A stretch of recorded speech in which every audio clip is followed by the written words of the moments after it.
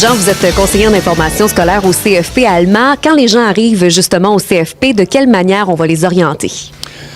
Donc, tout d'abord, c'est sûr que la première personne qui les reçoit, c'est moi.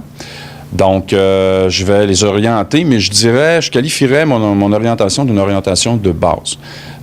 C'est-à-dire que selon leur profil, leurs aptitudes, leurs intérêts, je peux les référer dans un de nos 24 programmes que nous avons au Centre de formation professionnelle Alma. Par la suite, une chose qui est vraiment très intéressante, nous avons ce qu'on appelle élèves d'un jour.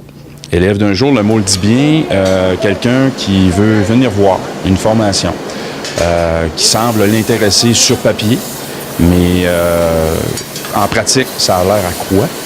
Donc, les gens peuvent appeler dans un de nos pavillons, en fait, dans un de nos 3 pavillons, pour participer soit une demi-journée ou une journée à un programme qui les intéresse.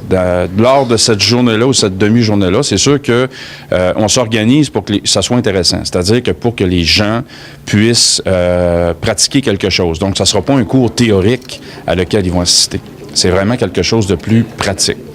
Si on regarde, par exemple, en horticulture, ils vont pouvoir faire, par exemple, des boutures, un petit peu de transplantation de petits plants, ce genre de choses-là, pour qu'ils repartent quand même qu'avec quelque chose de technique qui les intéresse. Si on regarde, par exemple, en soutien informatique, c'est sûr qu'on va les faire jouer aussi avec l'ordinateur. On va montrer comment les pièces sont faites à l'intérieur, etc. Donc, ça peut être là, vraiment très intéressant. En esthétique, ça peut être, on va les maquiller.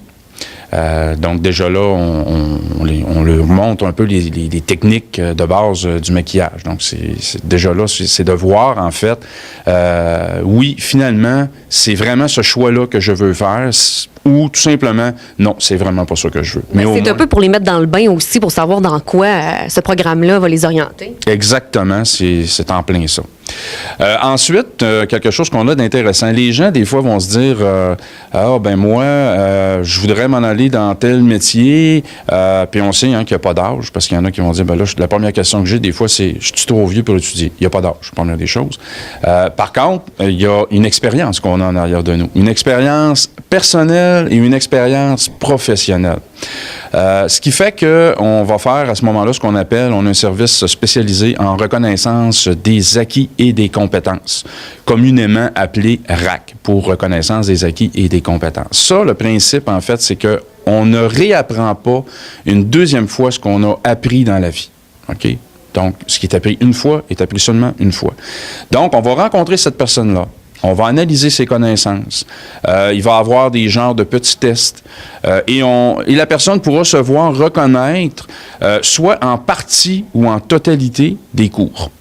Donc, c'est intéressant de faire une démarche qui va peut-être être moins longue après ça en formation. Ou même des fois, on invite les gens à vérifier les journaux. Il y a des annonces avec des soirées d'information pour des gens seulement reconnaissance des acquis qui peuvent débuter un cours ensemble. Parce que les gens ne sont pas au même niveau et ne commencent pas au même endroit qu'une personne, par exemple, qui sort du secondaire. Okay. Donc, ce sont vraiment là, les 3 choses très intéressantes qu'on peut faire. Et c'est sûr et certain que s'il y a d'autres projets qu'une personne peut nous offrir, des fois, ça va être quelqu'un qui arrive de façon fortuite et ça peut être une visite du centre rapide ou il y a plein de choses qu'on peut faire. Mais grosso modo, c'est ces 3 choses-là. Évidemment, les gens qui veulent s'inscrire auront jusqu'au 1er mars pour le faire? Oui, effectivement. 1er mars, c'est la date de tombée. Par contre, quelque chose qui est intéressant, c'est qu'après le 1er mars, pour certains programmes, oui, on va prendre quand même les admissions. Je vous donne un exemple. Normalement, selon ce qui nous est accordé par le ministère, c'est 22 personnes par groupe. Advenant le cas où, au 1er mars, j'ai, par exemple, dessin de bâtiment, j'ai 15 personnes, donc j'en ai pas 22, c'est sûr que s'il y en a 7 autres qui se présentent au mois de mai ou au mois de juin, c'est sûr et certain que je vais les admettre là, en formation s'ils ont les préalables. Donc, les gens peuvent appliquer. Et quand on dit 1er mars, ils peuvent appliquer aussi au mois de décembre. Là. C'est vraiment pas un problème. Mais normalement, la date de tombée est pas mal le 1er mars, car à la relâche, on analyse tous les dossiers. Ouais. Et on donne une réponse au 15 avril. OK? Normalement, c'est comme ça qu'on fonctionne pour monter les groupes. En terminant, les gens qui veulent avoir plus d'informations, est-ce qu'il y a un site Internet de disponible? Oui, le www.dépasse-toi.com. Jean, merci beaucoup, ça a été un plaisir. Merci, Mélissa, pour moi également.